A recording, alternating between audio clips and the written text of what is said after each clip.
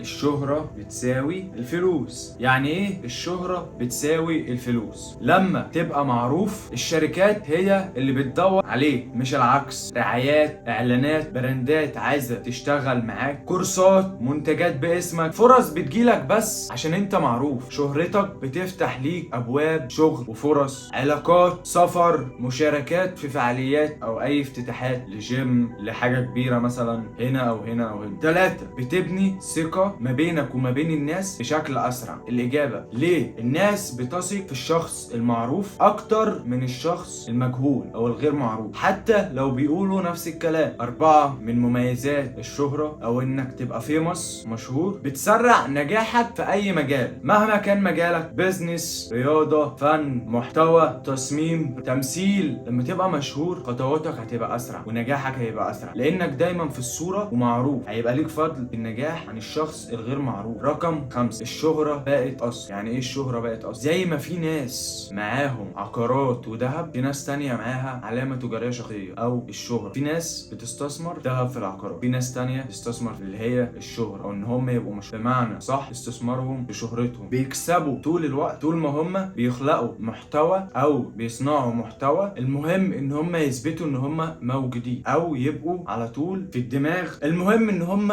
يبقوا على طول ثابتين وجودهم او عليهم الانظار.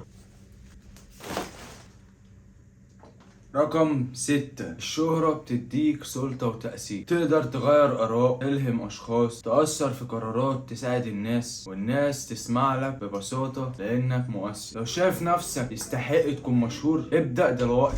الشهرة بتديك سلطة وتأثير. تقدر تغير آراء، تلهم أشخاص، تكون سبب في نجاح حد أو في تحول مسار حد، تأثر في قرارات، تساعد الناس في حياتهم، والناس تسمع لك لأنك ببساطة مؤثر. لو شايف نفسك تستحق الشهرة ابدأ دلوقتي إنك تبني شهرة. تنزل محتوى. على ميزة اليوتيوب بالذات إنه بيبني صلة ما بينك وما بين المشاهد لأنه بيسمع لك 5 أو 10 دقايق أو أكتر.